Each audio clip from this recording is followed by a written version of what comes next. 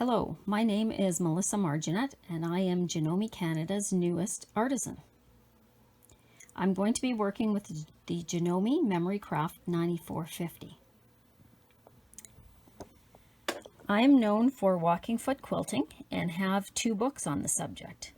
Walking Foot Quilting Designs came out in 2016, and my newest book, Edge to Edge Walking Foot Quilting Designs, is set to be released this week. So I'd like to show you how I set up my machine for walking foot quilting.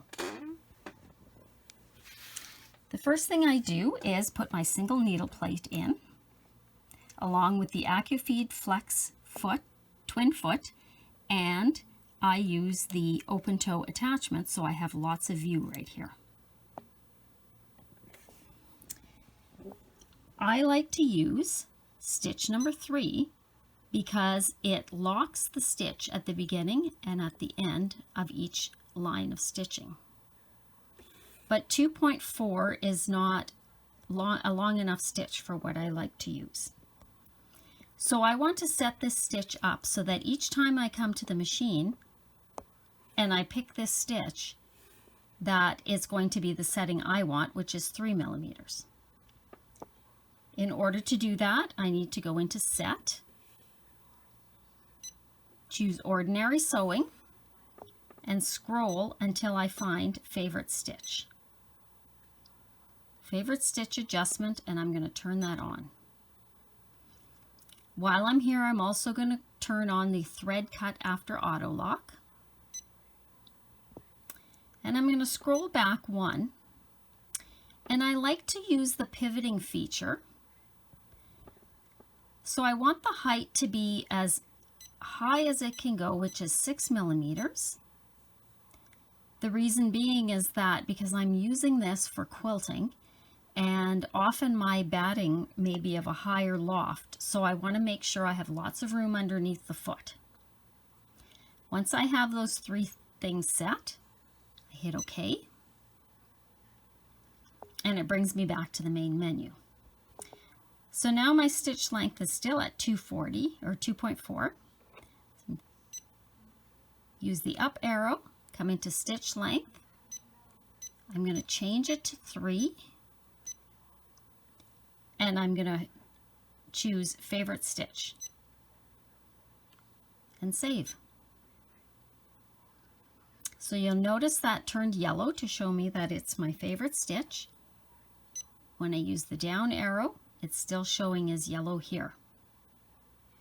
So I'm ready to stitch with that stitch. The one last thing I want to do is turn on the pivoting.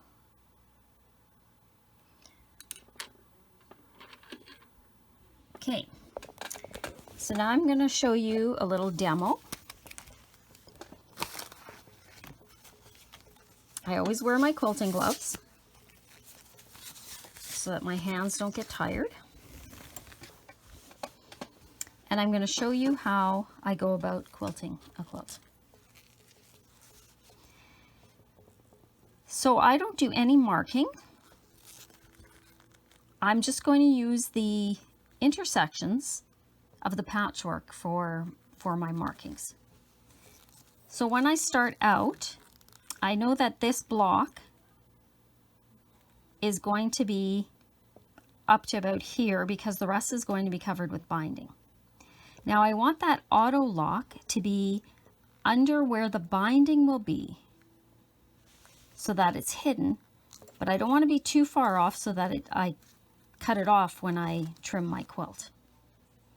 So I'm going to line it up right there, let that stitch lock, stitch up to that point, and I'm going to stop. Now I'm going to adjust my quilt so that I have a nice straight line to that intersection.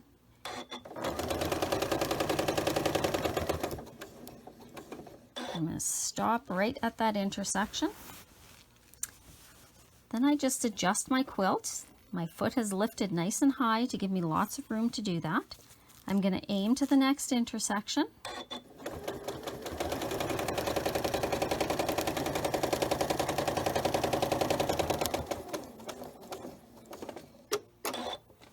time my foot lifts, I'm going to adjust the quilt to make sure I don't have any drag, that it's sitting nice and flat, kind of using my hands as a hoop, but I'm not pulling on it because I'm stitching on the bias. I don't want it to go out of shape. Stop again on that next intersection.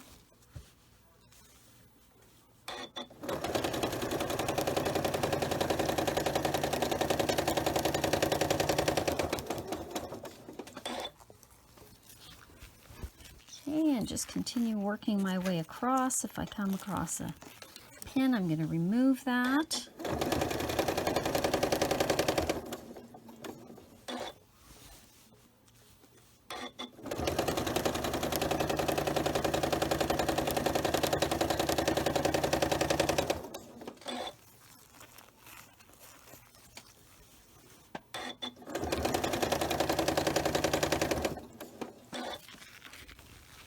Almost at the end.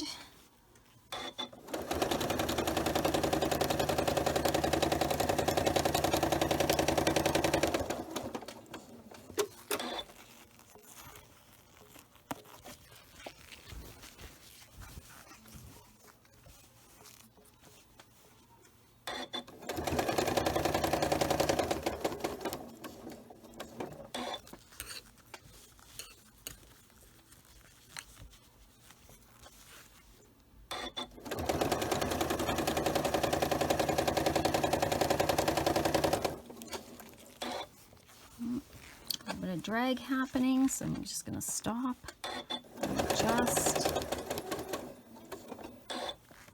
Okay, so now I'm coming to the end, and again, I know this block is going to end here because the binding is going to cover up, so I'm going to aim for about there.